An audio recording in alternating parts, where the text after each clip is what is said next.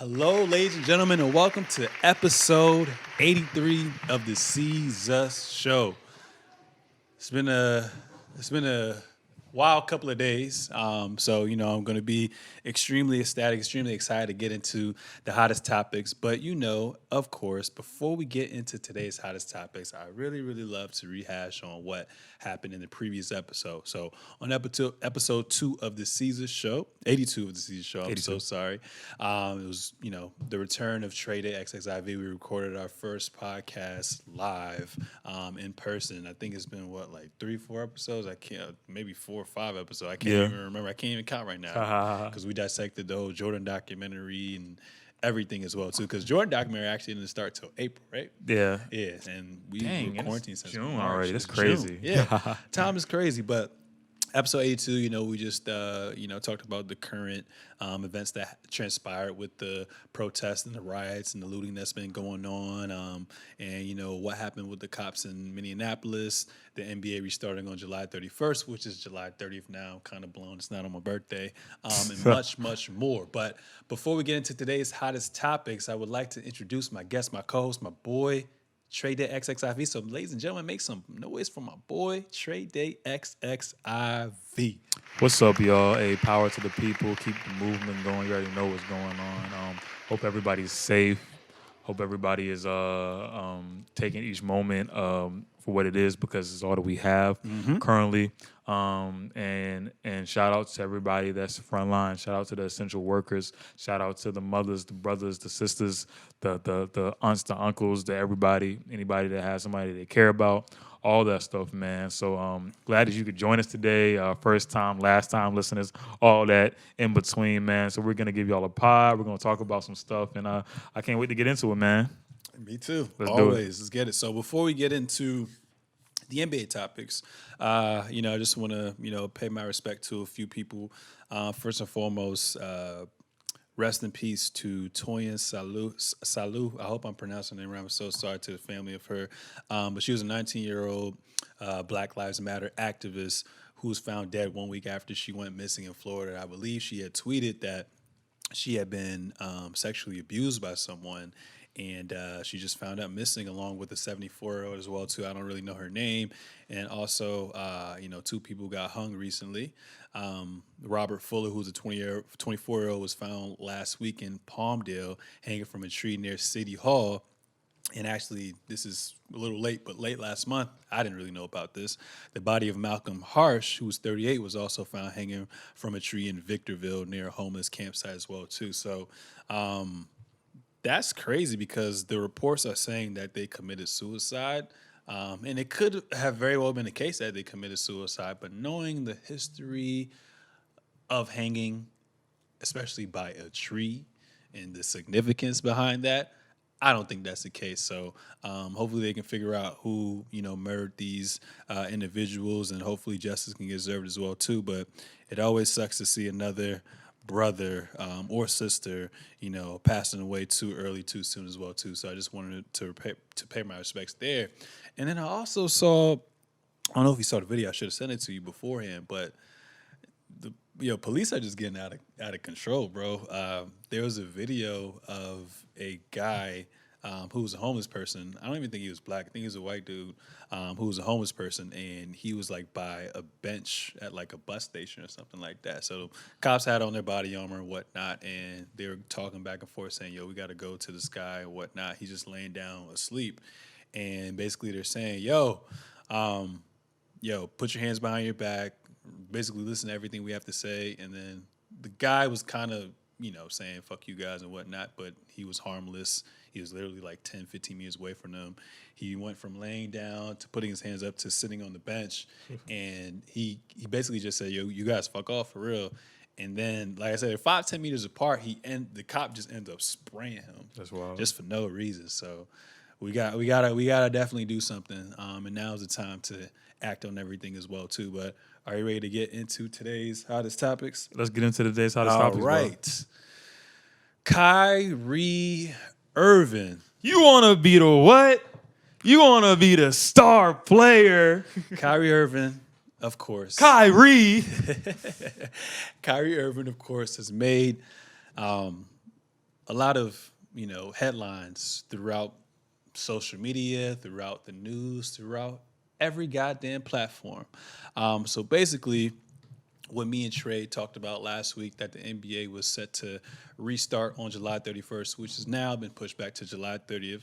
Kyrie Irving felt a little indifference about what's going on. He felt like things were fishy. And then on a call that included nearly 100 players and several stars this past Friday, Irving made an impassioned plea for players to make a stand and sit out the season's resumption in Orlando, sources said. The call lasted around 90 minutes in length, and the call included several players suggesting they'd be willing to sit out the season and numerous more discussing social issues, league economics, and ultimately a sense that they need to be united in a decision. Where it leads the NBA now remains unclear. And even after the call, there was still a belief within the league that the NBA would have the players supported. It needed the support it needed to resume the season. But no one could be sure, as they seemed to be mere weeks ago.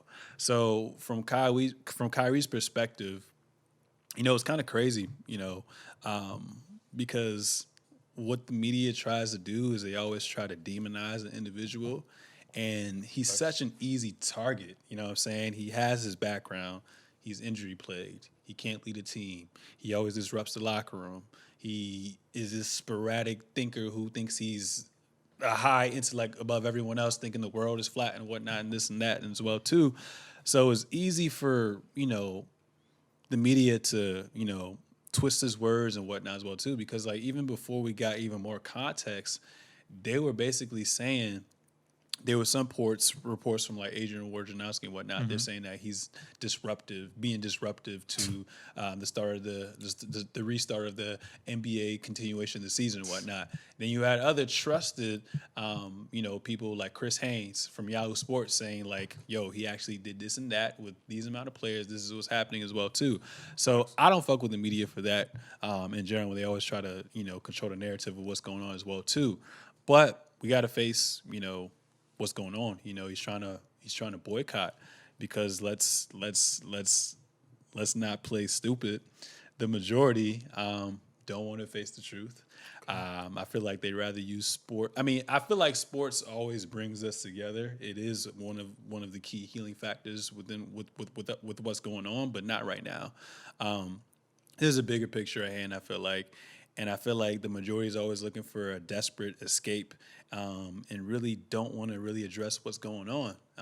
And we've seen a lot of, social injustices towards Black people over years and years and years and years and years. And, the NBA try to, help with causes like that. So, for example, with the I Can't Breathe situation, they try to bring awareness. They try to have everyone, wear T-shirts and whatnot. But what did that really do as well, too? So I think that, boycotting would be something that's good. You know what I'm saying? My only concern is, with the new CBA coming up, what's that going to do with the pay? What about the free agents? What about players on a rookie deal? Because you can play devil's advocate and say, although Kyrie wants to, be an advocate and, be the face of this revolution with the boycotting, it's easy to say that when you got guaranteed bread, when you're in the upper percentile of making, most of the generated income from the NBA. It's easy to say that as well too. So it's just pretty interesting, because I feel like now is the time to react with everything that's going on. And, his biggest thing is like, yo, this shit is gonna be a distraction if we come back. People will miss this message. We can't, be going hard for X amount of months, and then when this comes up, it's like we start from ground zero. So he thinks that it should boycott as well too, because we need to see major changes, man. Defunding of the police reform, resources for education, mental health awareness. We just need to see a complete systematic and transformational change to root out systematic racism as well too. And other players that chimed in are with them as well too. You had Dwight Howard saying that, I agree with Kyrie Irving, basketball or entertainment period isn't needed at this moment and will only be a distraction. Sure, it might not distract us, the players, but we have resources at hand majority of our community don't have. And the smallest distraction for them can start a trickle down effect that may never stop. Especially with the way the climate is now, I would love nothing more than to win my very first NBA championship. But the unity of my people will be even bigger championship. That's just too beautiful to pass up. What better time than now for us to be focusing on our families? This is a rare opportunity that I believe in. We as a community should be taking full advantage of when we have ever had this amount. When have we ever had this amount of time to sit out and be with our families? This is where unity starts at home with family. European colonization stripped us of our rich history, and we have yet to sit down and figure us out. The less distractions, the more we can put into action into rediscovering ourselves. Dwight Howard said all that? Yeah, nations come out of families. Black, African American is not a nation or nationality. It's a time our families become their own nations. No basketball until we get things resolved. And then also Avery Bradley came out to say some stuff. And what did Avery Bradley say? So pretty much he goes into regardless how much media coverage will be received, talking and raising awareness about social injustice isn't enough. Bradley told ESPN, "We are self-centered to believe no one in the world is aware of racism. No one in the world is aware of racism right now. That as athletes, we solve real issues by using our platforms to speak. We don't need to say more. We need to find a way to achieve more. Protesting during an anthem, wearing T-shirts is great, but we need this to see real actions being put into works."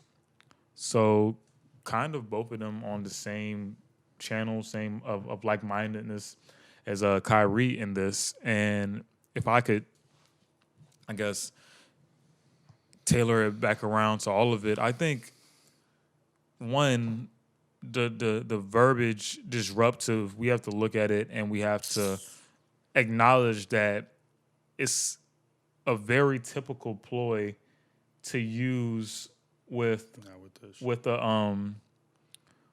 somebody that's challenging the social norm or challenging the structure of something. It's challenging the way to think. Right? So if I was a kid in a classroom and I was doing something outside the norm, if my way of learning wasn't sitting at my desk, if it was, I was a little bit more active, but I was also still brilliant, they would say I'm disruptive. I would get sent down to the principal's office. I would get dismissed, this, that, and the third. People love sticking to the status quo. Sometimes you can't do that. Yeah. And what makes it very interesting, and why we see so many times in sports and in this American culture, it lets people be a catalyst of change, is that there's somebody that's directly affecting the pockets of a major corporation or moneymaker in this country that it thrives off of. So Kyrie Irving being called disruptive is very intentional, one, and is very showing. Just like Huey P. Newton said, or a monologue Huey P. Newton with Spike Lee, he said, if you see, and he said white people, but we call it the majority, we call it people. He said, you see them getting mad at you, then you're doing something right as a black man. If they're on your back, you're doing something right as a black man. So I just say, hey, I'm doing my job. So, and with this, now I'm looking at Kyrie in a very different lens, because the rubber's meeting the road, right? At first it was basketball. We were all thinking basketball. And it's like, yo, I don't owe anybody anything. I don't know.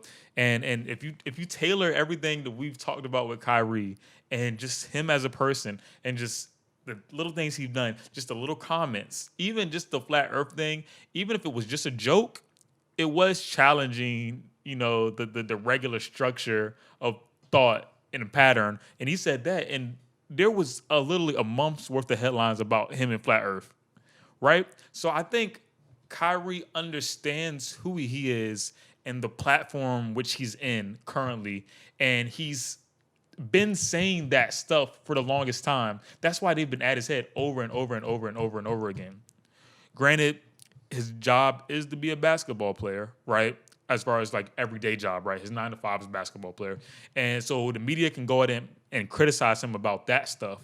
But now we're seeing who Kyrie actually is as a person, actually is as a black man in America, actually is, and I won't say leader, because once coronavirus came and once these police, the police brutality, got shown on the spotlight this time, celebrity hasn't really meant anything, right?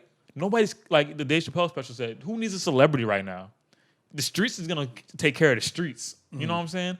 Who wants to say and we're seeing Kyrie Irving in this capacity, and the first thing he does is use his status and use his placement and to use his position to say, yo, I don't think we should probably be doing this right now because currently we could lose steam because programming is so important.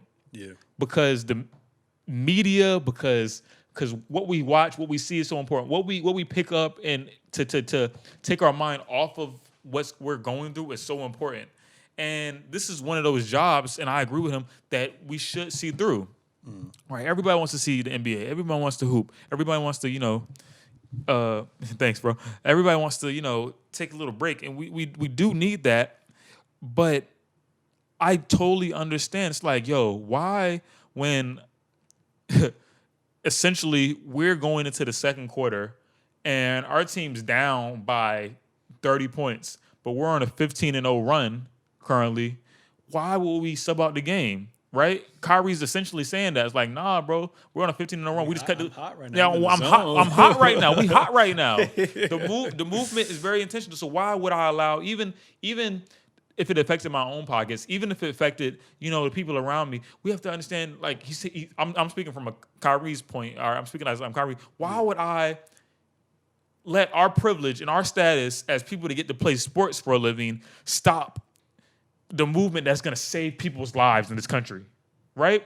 And at the base of that, that's fine. And I'm not saying that we're not going to come up here and talk about NBA if it's not going to if it starts back up, because we will. And I'm not saying that I wouldn't enjoy the NBA if it started. I'm saying that the movement is way more important than the NBA right now when you have black women dying, getting shot, and people hanging on trees and it being ruled suicide, right? It's much bigger than that. And for you to call somebody disruptive when they're speaking to that kind of stuff, that's dismissive.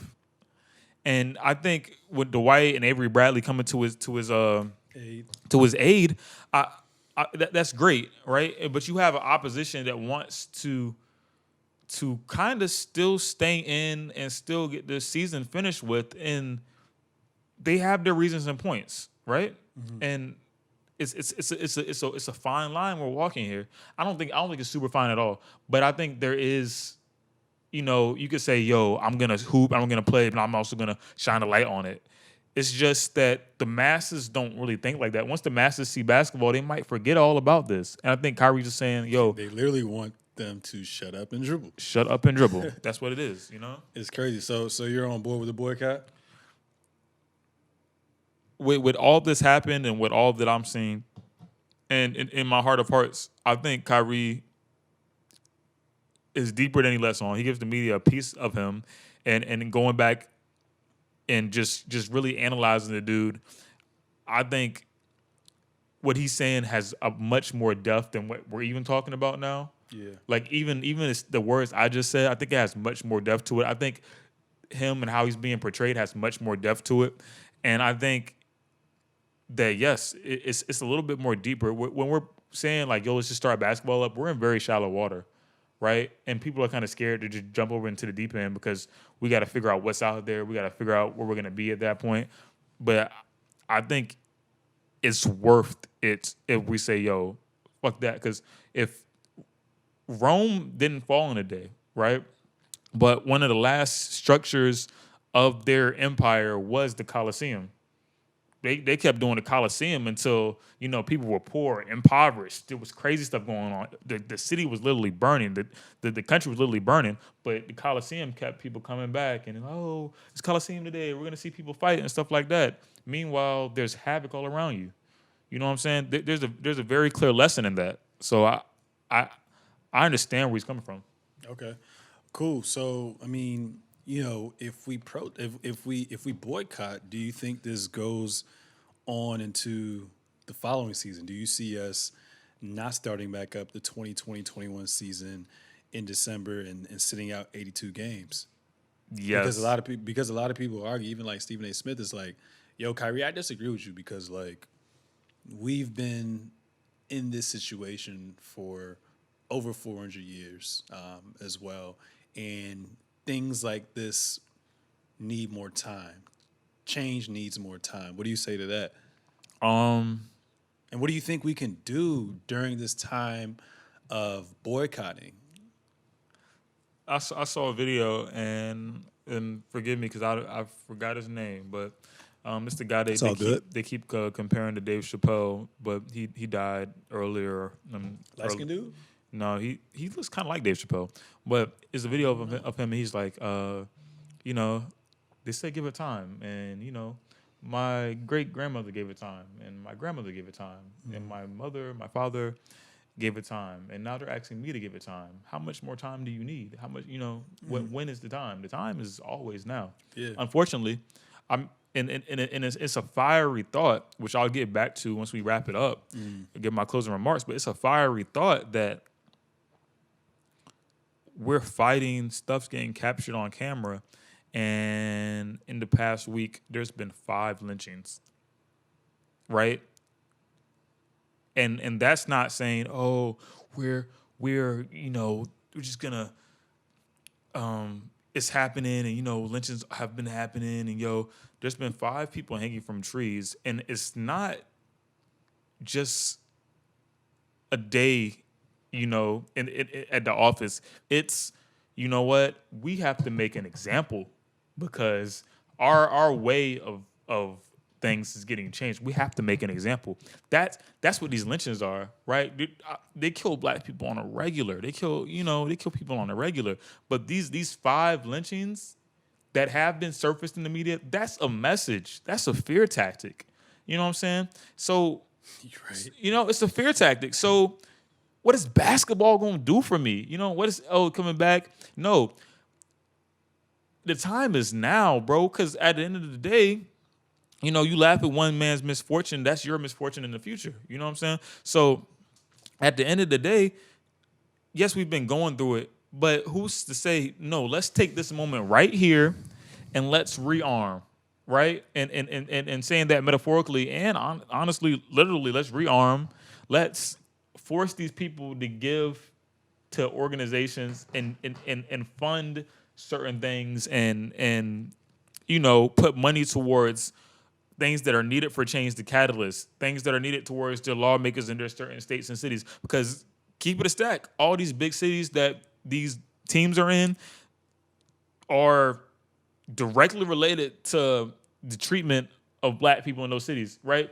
Because the areas around the arenas, right? Say that again. You know, Say that. Nah, say that again. Say that again. Say that again. so the areas, so the teams in these cities are directly related to treatment of black people in their cities, right? So these areas that might have $300,000 homes, $1 million homes, and the condos super priced and stuff like that, those are the same areas that are gerrymandering and electing the officials that make the laws, that put the police on the streets, right?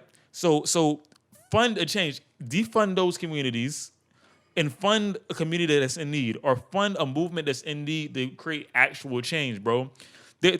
It's written on the wall. Like, it's already written on the freaking wall, right? There's how they do stuff.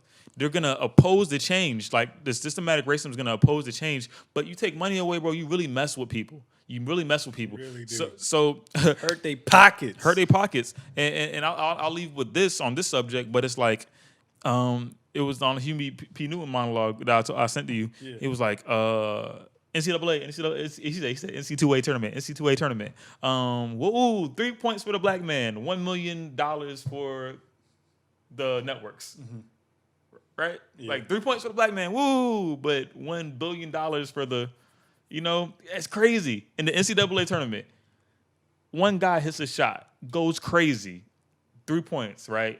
He might make it to the NBA, but those networks are gonna make $1 billion off of him because they're gonna have the opportunity to show it over and over again. They have his likeness, they have his jersey. They can, like, bro, like, this is bigger than that, bro. And that same money, if it's not funding the destruction and and the rebuilding in a more favorable way for black people and minorities of oppression, like it's funding oppression.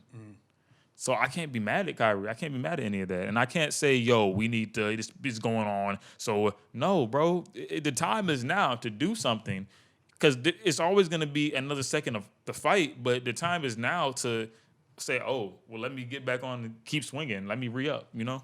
Yeah, for sure, for sure, for sure. Yeah, and I don't like to make it a beef between anybody or anything like that as well too. But without the NBA, you can't disregard the face of the NBA and LeBron James as well too. So, a lot of people have been saying, "Yo, why has LeBron been silent? Why hasn't he coming out with anything as well too?" And even Patrick Beverly had a cryptic tweet. We don't know if he's for or against him, throwing shots or not. Patrick Beverly was like, "Hoopers say what y'all want. If King James said he hooping, we all hooping. Not personal, only business. Stay woke." So a lot of people Stay took that woke. in two different It's ways. nasty. I don't really know how to decipher what's going on because I'm not the individual as well too. But obviously LeBron's listening. I feel like he's the type of guy that really does things behind closed doors, or he's a calculative type of guy where he needs an ample amount of time to figure out what he's going to do, and he's going to do that thing as well too.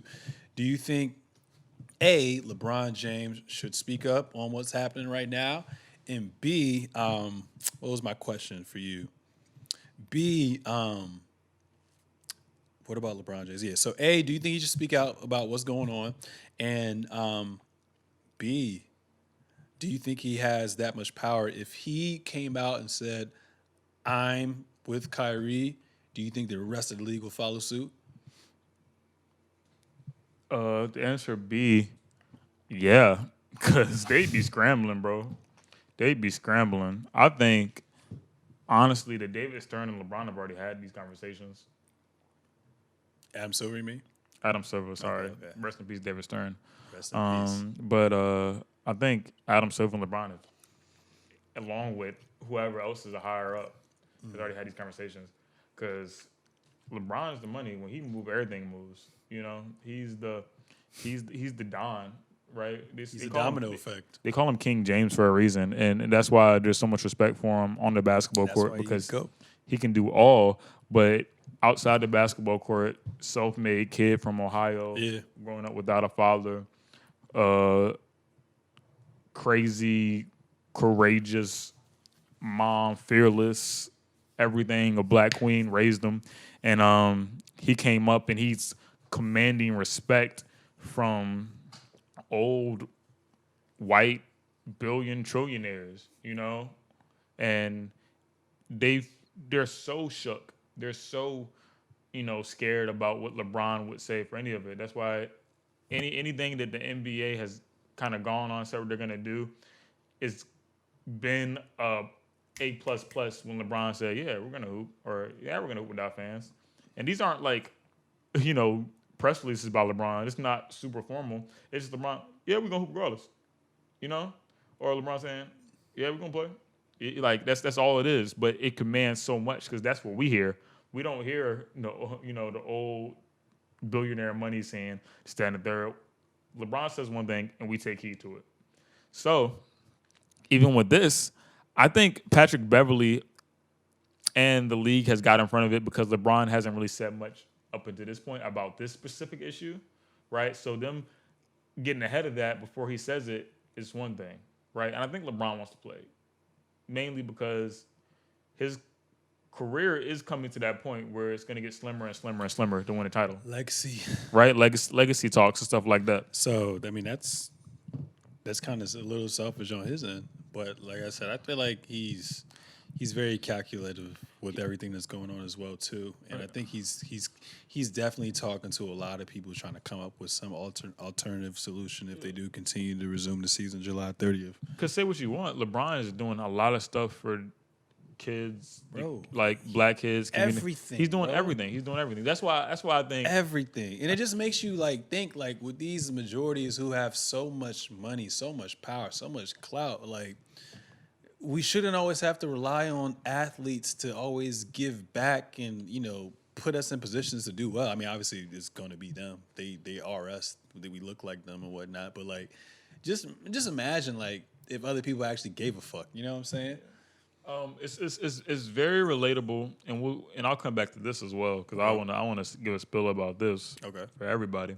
But it's very relatable to when it comes to kind of like, so I'll relate in this metaphor the majority and minorities, right? The employing class and the employees Yeah. to the treatment of women, right? Yeah.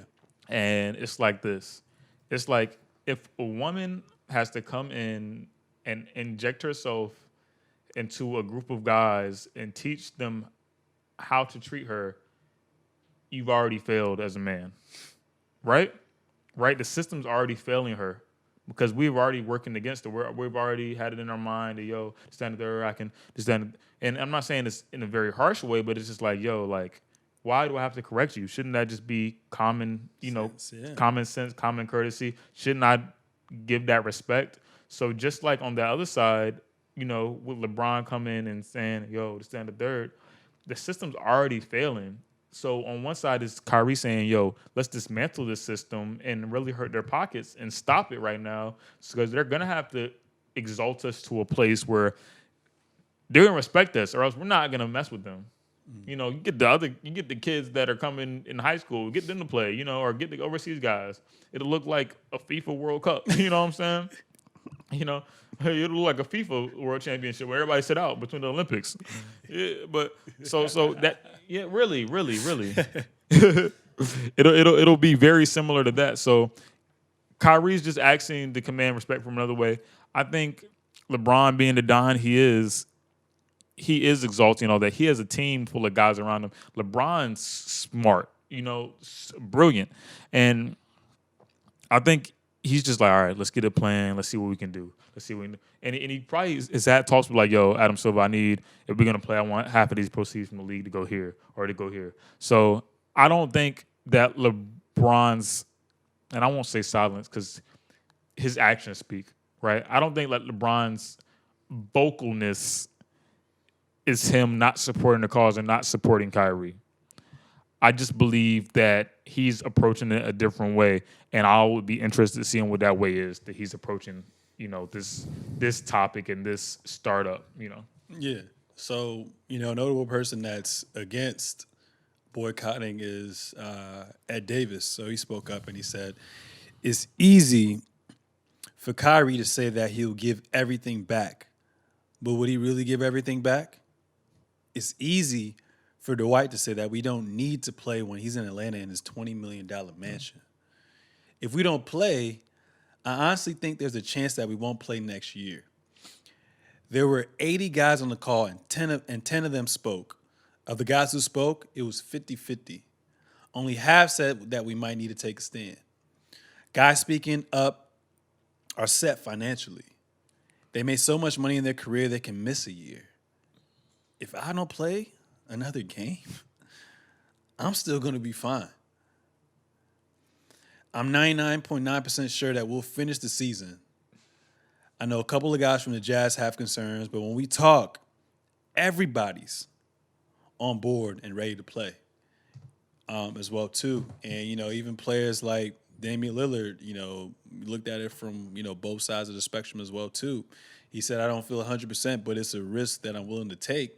This is what we do. This is our job. This is how we take care of our families. It's also my way of providing for communities. So he gets the check, he disperses his money in the right way to good causes as well, too. And like I said, he puts, he is the anchor for shelter, for food, for everything for his family as well, too, as well. So it's just a tough situation with what's going on as well, too.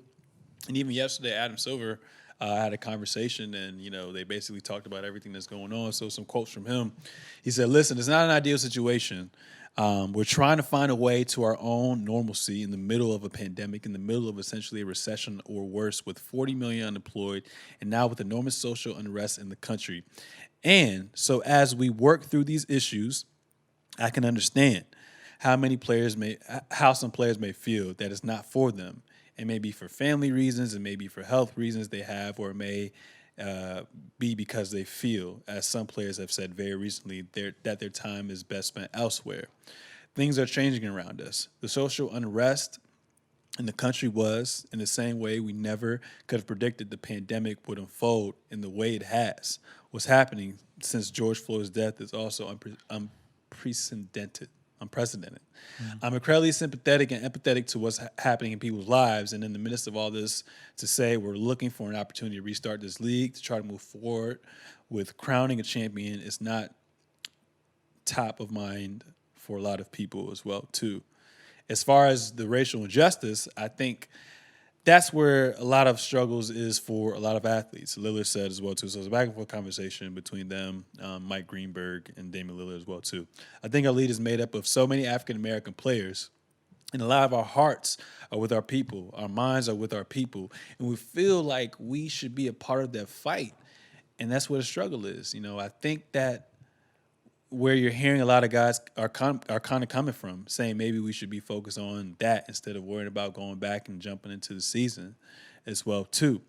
I can only speak for myself, but I think it goes for other guys as well. We are the financial support for our families and for a lot of our community. We bring a lot of financial responsibility to support Black businesses and Black communities, so it makes a lot of sense for us to return from that standpoint. But I think a lot of guys in the league have a point. I think Kyrie and Dwight have a point, so I understand it all as well too. Something that none of us have experienced in our lifetime. I mean, that would literally shut down. The world would literally shut down. I don't know if that's ever happened or when was that the last time it did. It has happened, but I think it'd be difficult to say the least because a lot of our hearts are with our people. So that's hard to go out there and be your best self or the best version of yourself as an athlete when something isn't sitting right with you personally. That's something that's just not going to go away. So we're not sure how it's going to go, but we're going to see when we get there as well too. So just interesting takes from Dame, from Adam Silver, from all the people we mentioned as well too, and we just really don't know. It's just that type of situation where we just have to play it day by day, play it by ear to really see what happens as well too. I got a Woj bomb. You got a Woj bomb? What's a Woj bomb? Co-leader of Players Coalition, Avery Bradley, along with Kyrie Irving, tells ESPN his group is eager to hear NBA owners and sponsors' plan of action on issues of importance to the Black community prior to Orlando. That's like, so what y'all gonna do? Because we were really thinking about not playing. That's really just like to put y'all on notice. Like, yo. And it's good. It's good for even if Kyrie is voicing his opinion, right? And he knows for a fact, obviously, he's in the upper echelon as far as pay and superstardom and influence goes as well too. It could just be him threatening the higher ups to get specific demands based on what you said as well too. Yeah. So that's interesting as well too. But I did a little bit of research and it's crazy. Out of the police that kill civilians, did you know that 1% are charged and less than 1% are convicted? Ain't that some sick shit? And it's crazy that we implemented, I don't even know how long ago we implemented body cameras, but back in the day, you had to take the police word over everything as well, too. So it's just sick with what's going on. But, I think if the NBA does come back, I was one of those people at first because I'm on both sides of the fence. You know what I'm saying? I can see where Kyrie and everyone else is coming from as well too. I really don't want to lose focus of what's going on at hand, but only time will tell because this is the longest we've seen this go on as well too. But like you said, sometimes it can be a distraction. So I would like to see it keep pushing forward. But at the end of the day, that's not on us. That's on the officials. That's on the players. That's on everyone who's a part of it, a part of what's going on as well too. So let's say if there is a return and all the players from the 22 teams come back, I'm just thinking of what are different type of ways that we can combat everything. You know what I'm saying? Obviously, this is a given. We're gonna wear the t-shirts.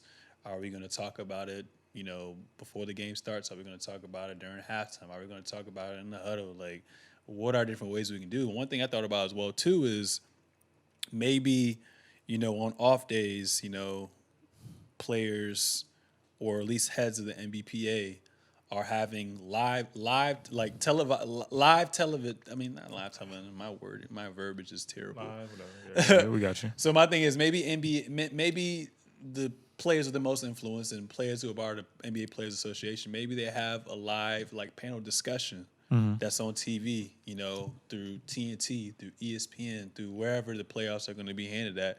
And maybe they have a protocol teaching people how to vote and understanding why your vote matters, understanding the local level of politics, understand the process it takes for bills to happen and be presented, fun ways to just present that information in small chunks daily. Maybe that can be effective, because let's not get it twisted. It's not just about voting for the president. You know what I'm saying? It starts with the city, the state, where majority of the bills are passed, and we have to understand who to vote for, what's going on, as well too. So maybe that could be something that happens aside from obviously making donations to, different organizations and whatnot to help move the process as well. So I think that would be something that's dope, and I feel like that's something that probably LeBron and other players are talking about as well too. Yeah, I'm sure. Because I mean, you can't let the whole TV deal go to waste. You might as well use your platform. Aside from playing basketball, I would love to see something like that where you just go back and forth and they have maybe different representatives from different states, counties, cities, or whatever going back and forth with the players talking about like what needs to happen or just informing us with everything that's going on. That's very true. I think it got to be something like a constitution, bro. Like for real. Like it's order like to change the constitution, you have to have like whatever the fraction is of the states, ratify it and stuff like that. But like, it's like, your organizations need to buy into this. If not, we're gonna dock your teams, we're gonna fine your teams, we're gonna, not allow you to do this, that, and the third. And I think should be something like that. It's like, look, let's find what the criteria what we want. There needs to be funding, there needs to be support, there needs to be stand third, needs to be ample this and those communities and get down to the communities and election literacy and all that stuff. Literacy. Like there needs to be clear funding and we want to see it because you guys are clearly funding others, like, right? And that's what needs to happen. That's what in a perfect world it would look like for me. For the NBA to operate under this new dimension, this new, I can't even say awakening. This has already been happening, but just this in this stage of the fight, And I think also the NBA has been so gung-ho about starting back up because they know they're the first domino. Because they know if they do it and these guys get paid way more, then the NFL is going to come next. You think it would be a domino effect if the NBA players boycott, then it's pressure on the NFL? Only thing we're gonna be watching is basketball, golf, and water polo, bro. So, yeah, bro. I think that's America's a sport, America's pastime. I think the NFL is shook, and they're just like, looking at little like big bro, little bro NBA, just like beat the bully. It's like bro. And my thing is too is like, obviously, the league, plan to, reset everything even before George Floyd, death and murder happened as well too. So they're already in the works of that as well too. But my thing is like, now you gotta look at it from a health perspective and being in that bubble the whole time as well too. So my thing is like, all right, so what if a player gets tested for the coronavirus and you're a franchise player or some shit like that? What if you LeBron in the second round, playing against Houston, up 2-1, and LeBron gets tested positive for coronavirus? He can't play no more. He's going to be isolated for 2 weeks. Are they going to cancel the NBA or are they going to keep moving forward?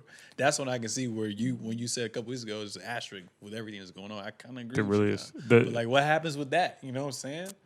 What procedures are going to be put in hand for the people in the bubble? Yeah. We know that they may let family members there. They're going to have essential personnel there. But what about the staff? They don't live there. They're going to be going in and out, in and out, in and out. So, like, how can we make this work without people getting exposed to really what's exposed to this virus. You know what I'm saying? So And in one aspect, and I'll say this before I say that, okay.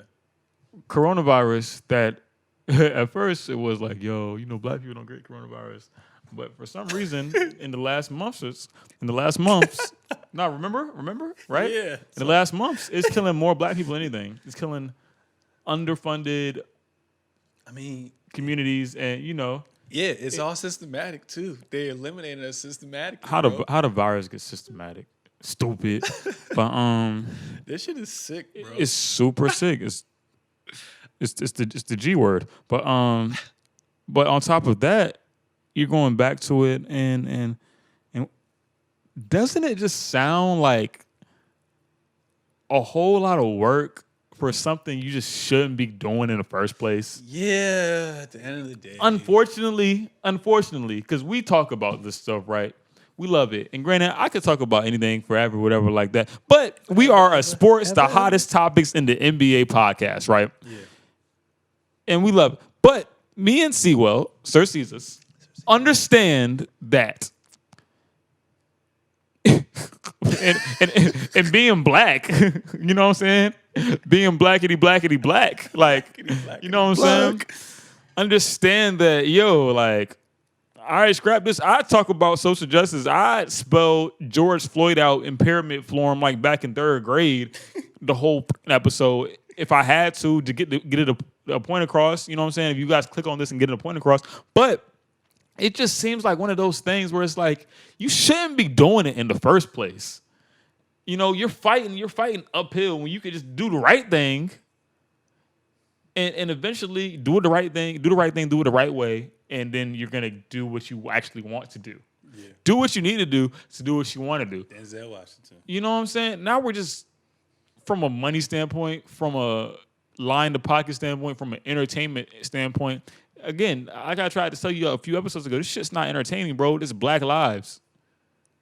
I won't even go into like the Black Lives Matter. No, it's Black existence doesn't equal what other existence equals. It doesn't matter to people. The money says it. The system says it.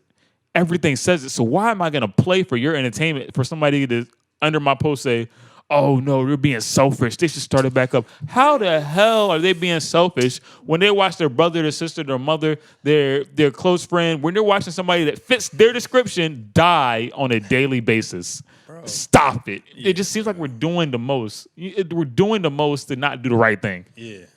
Hell yeah, man. And before we even end this episode, Shams has some sham bombs, I guess you can say sham bombs or whatever.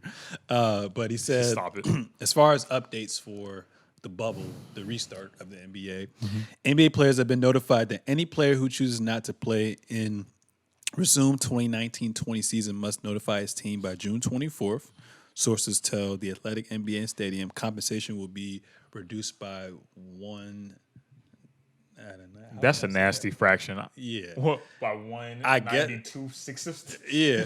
So I guess less than 1%. That's salary disgusting. would be reduced. I don't really get that. That's disgusting. In another tweet, the NBA has informed teams that they are now able to conduct coronavirus testing of asymptomatic players / staffs given an increase in testing and revised CDC guidelines, sources tell. Another one, the NBA is seeking to fund a Yale School of Public Health study that will support validation of saliva-based coronavirus testing, could further availability of cost-effective / non-invasive / rapid tests to the general population. It also says NBA has sent teams a medical history questionnaire for players, coaches, traveling party that physicians will use to determine if members can participate and restart either fully or restricted or restrictions from certain activities are excused due to pre-existing risk factors. NBA players have been notified that I said that as well too. And it also says NBA players have been notified any player who exercises this right will not be disciplined. And then 2 categories of non-participating NBA players who will not have their salary reduced will be protected players and excused players, whom are believed to be at higher risk for severe illness from COVID-19 from teams / experts. June 25th is a deadline for excused absence as well too. And then it also says NBA players have been informed that anyone who leaves the Orlando campus without prior approval will be subject to 10 to 14-day self-quarantine, reduction in compensation for games missed, enhanced testing, which would include deep nasal swab as well too. Sounds silly. all Sounds the all the restrictions, the standard third. Why are we doing this, bro? Couldn't the NBA just try to fund a cure so they could get back for like next season possibly, or if we get back for January, or like put the money together, you know, distribute. Like why are we? What are we really fighting for at this point? It's not to stay money, alive, money, just money, money, bro. power. No, you know what? I wouldn't even say money. I think it's just power because we realize that even health doesn't buy wealth. I mean, wealth doesn't buy health. You know what I'm saying? We're not fighting for money because money don't mean anything. If I'm like I'm on a different level today. Money, I'm on a new level. I'm on a new level. Money doesn't mean a damn thing to an NBA player Yeah. who was hooping at the top of his game. If I'm 23, 24, doesn't mean a thing to me. You do it for the love. If I'm on my bed struggling to breathe, we're not fighting for money. We're just fighting for a power status. Like, strip all this away. When everything stopped a few months ago, it felt like the world stood still. People were losing their jobs left and right. Money could only get you so much. It could get you toilet paper that people run to the store to buy. You know what I'm saying? But at the end of the day, you realize when stuff shut down, all you got is yourself, the people around you, and you're like, yo, like, well, was what I was doing, was it really worth it? Because I spent so many days working towards somebody else's dream. And so many days, you realize how much the money didn't matter. You have your necessities, okay, food, water, stuff like that. But how much money doesn't matter. How much you just go into your job each day and fighting for somebody else's dream. You're like, yo, I was really doing this every single day, and now I could die tomorrow because of this crazy virus. Why was I doing all that for? Money doesn't matter, bro. In this point, in this scenario, it's just like they're fighting for like power structure. It's sick. It's a sick world we live in. It's a very sick world we live in. I mean, that was kind of a closing remark to me, but any additional closing remarks that you want to relay over to the audience? Yeah, and I could go through this whole thing. Can I go through the whole thing? I mean, Are we here? go for it. So Are we here? are we here? Was the mic hot? All right, so this has been big with COVID. Just as the media has gone, as people have got a chance to dwell on things. First off, let's say RIP and my condolences and rest in power to everybody that's lost their lives either from COVID or to police brutality. Definitely over the last few months. Okay, but from a male standpoint and people that are meant to protect, I think that for my fellas, we've dropped the ball on sexual abuse and topics of such and being educated as such. First and foremost, you always should listen to the woman involved, to the partner involved when it comes to stuff like that. There is no question. No is no, and that's period. All right? Coercion is not acceptable. A lot of things are not stuff. So I'm just gonna read this. This is a tweet that I saw, and then this will be my closing remark. All right. Let's talk about many ways men are complicit in sexual abuse. A, you remain friends with known rapists, people who have been exposed or yourself have seen being predatory. B, your first instinct is to discredit whenever you see sexual abuse or hear a story about it. C, you love speaking over women. You think misogyny is a quirky personality trait because your friends clap for you. D, you refuse to educate yourself on women's struggles, let alone acknowledge its existence. E, you think there are multiple ways to convince a girl there is when there is a no. Your understanding of rape is limited to extreme force and violence. It's not. F, you believe you have all the answers for what is real feminism. You don't. You don't know anything, my guy. You don't know anything. All right. Listen, learn. All right. Silencing women who are trying to make a change. Don't do that. Right. You support them and everything they need you. You speak for them when you're in your circles of just men. All right. And there's a long list of this, and I'll tag it to one of the posts with on Sewell, and we put our stuff out. But Tomorrow. yeah, tomorrow. But mainly the thing is, bro, we're failing women at an alarming rate. We're failing black women at 10 times that alarming rate. And the first thing that you are, if you're worth anything, I think, is a protector of women who brought you into this world, who have done so much for you. Even if they don't do anything for you, bro, they are equal to you. They deserve your respect. And it is everything that a woman can live her daily life and not have to worry about sexual abuse, have to worry about her body being exploited, being thought of as a possession, right? We have to break down the mindset, throw away the mindset, burn up the mindset, and build a new.